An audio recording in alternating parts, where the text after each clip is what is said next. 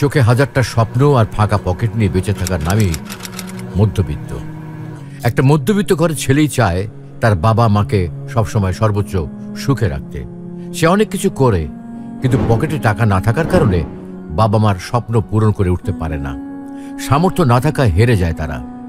একজন মধ্যবিত্ত ঘরের বাবাও সবসময় তার ছেলের সব আবদার, বায়না, শখ পূরণ করতে চায়, কিন্তু কিভাবে সম্ভব? তার সাথে কে জড়িত মধ্যবিত্ত নামে শব্দটি?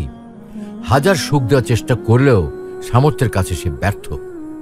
সত্যি বলতে কি, মধ্যবিত্ত পরিবারের ছেলেদের চাওয়া পাওয়ার পরিমাণ থাকে বেশি, কিন্তু টাকার অভাবে পাওয়া হয়ে ওঠে না। যদিও পায়, তবে সেটি সামান্যই বটে। পকেটে টাকা না থাকায় নিজের পছন্দের জিনিসটি যখন মধ্যবিত্ত ছেলেটি কিনতে পারে না, তখন হাজারো অভিমান আর কষ্ট নিয়ে সে বলে থাকে ওটা তার প্রয়োজন নেই। তবে মনে মনে কিন্তু ঠিকই সেই জিনিসটা পেলে অনেক সে খুশি হতো। তাদের ভাগ্যের খাতাটা যেন শূন্য থাকে, কিন্তু তবুও চোখে থাকে হাজারটা স্বপ্ন, আর এই স্বপ্ন নিয়ে বেঁচে থাকার নামই হচ্ছে মধ্যবিত্ত। স্বপ্ন ভাঙার পরেও নিজেকে ইনশাল্লাহ একদিন হবে বলে সান্ত্বনা দেওয়ার নামই মধ্যবিত্ত পরিবারের ছেলে।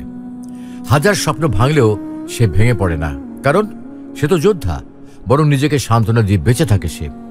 একজন মধ্যবিত্ত পরিবারের ছেলে নিজের হাজারটা স্বপ্ন, বাবা মায়ের স্বপ্ন, চাওয়া পাওয়া পূরণ না হওয়া, এইসব চিন্তায় থাকে, কিন্তু দিন শেষে সবার সাথে কথা বলার সময় মুখের কোণে হাসিটা তার থাকে। তাদের হাজারটা স্বপ্ন ভাঙলেও তারা মুচকি হেসে নিজেদের সান্ত্বনা দেয়, কারণ তারা জানে তারা মধ্যবিত্ত। হাজারটা ইচ্ছাকে পিছনে ফেলে জীবনকে গুরুত্ব দেওয়ার নামই হচ্ছে মধ্যবিত্ত।